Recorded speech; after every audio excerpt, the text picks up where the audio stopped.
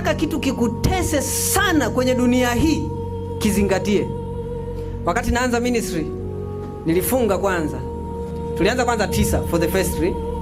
Hizo siku 9 unazofunga, unafunga 3, unafungua 3 kavu, unafungua 3 kavu, unafungua 3 kavu. Dani aliwahi kufunga hiyo? Mbona sikitika, ndio maana nimekonda. Umeona huyu? Hebu simama wakuone. Huyu naye amewahi kufunga. Unaona mwili wake unafanana na wangu. Nilikuwa naona watu wakifanya ministry, wanahubiri kwenye TV, kwenye radios, kwenye wapi. Sasa nina moto kwamba unajua ukiwa kwenye maombi saa zingine peke yako, achana na haya ya huku. Baba, ninajiona nikihubiri kimataifa. Yaani you see yourself like you are preaching. Yaani ukifumba macho hivi naona kama nafundisha na hubiri.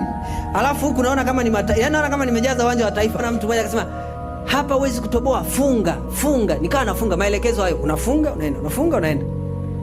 Semina ya kwanza tukafanya invest, chukua kamera za kisasa. Tumechukua kamera za kisasa, vifaa na nini, fanya semina pale. Tumearika na vikundi vya kwaya. Ilikuwa ni semina siku 14. Ikawa inarushwa pale live. Angalia kilichonitesa. Kwa sababu mtumishi nikiwa pale, nimefunga siku hizo, nipo kwenye semina. Semina iko live, mimi niko na simu naangalia, wanaangalia wangapi saa hiyo. Yani kila baada, yani niko na ubiri hapo, naona anashika simu tu mpaka pointi zinapotea kichwani, kwa sababu kila ukiingia unakuta 0 watching.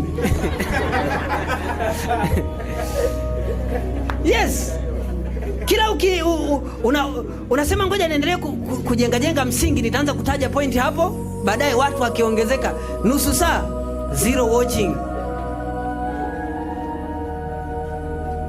Sisi kama unanielewa?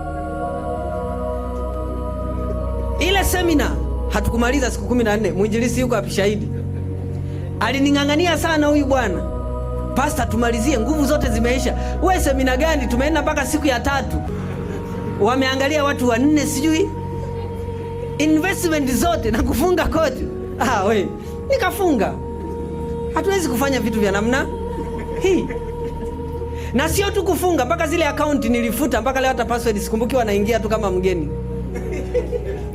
Nikafuta, delete kila kitu. Huyu ndo yani mwinjilisti ndo alining'ang'aniza sana. Tumalize. Anambia, maana yangu ni nini? Kilichokuwa kinanitesa wakati ule sio kwamba mambo yalikuwa yaendi, nilikuwa nimeyazingatia. Moyo wangu huko pale, kila muda unaangalia. Nilitoa hata mfano siku moja, nadhani hata nilifundisha, nadhani ni Mbeya. Nikasema hata kuku, ukichukua kuku, paweka tu pale nyumbani, wao wanaishi hapo. Asubuhi unafungulia, wanaenda, wanarudi. Wala uzingatii nani amepotea, nani yupo. Unaweza kashangaa miezi 6 unakuta kuna kuku 80. Unashangaa, kumbe nikiwa serious nitavuna. Nenda kawe serious sasa. Nenda kawe serious sasa. Wale kuku, yani usibadilishe aina ya ufugaji, ndio? Nenda tu kawe serious. Wachukue wale kuku, sawa? Weka banda lako pale vizuri kabisa. Kitoto cha weka pale taa za joto na umeme. Unafuata zile kanuni. Baada ya siku 14 wape dawa fulani. Listen. Baada ya muda utashangaa mradi hautembei. Kwa nini mradi hautembei? Si kwamba mradi hautembei. Attachment.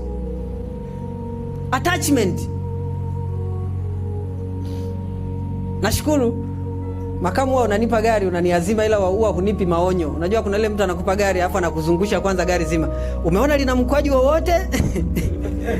Kuna mahali pamechubuka? Hapana. Kachubue sasa. Si ndio? Na mtu akikupa tu gari akisema hakuna shida, unaweza tukaendesha vizuri. Akishakupa angalizo, unaenda kuharibu. Hiyo gari itakutesa sana, utaendesha hauenjoy, si kwa sababu gari haina raha. No. Attachment. Na ndio maana Mungu hataki tujifungamanishe na ibada za sanamu. Tangu sasa wenye navyo wawe kama hawana, aliye na mke awe kama hana. Watu ile fungu wanalichukulia kiroho sana. No, si la kiroho hivyo. Lakini alichokuwa anamaanisha, you do not have to be what? Attached. Usiwe connected kwenye chochote ulicho nacho. Hapo ndio msingi wa kwanza wa utumwa, na hapo Mungu hawezi kukuongeza.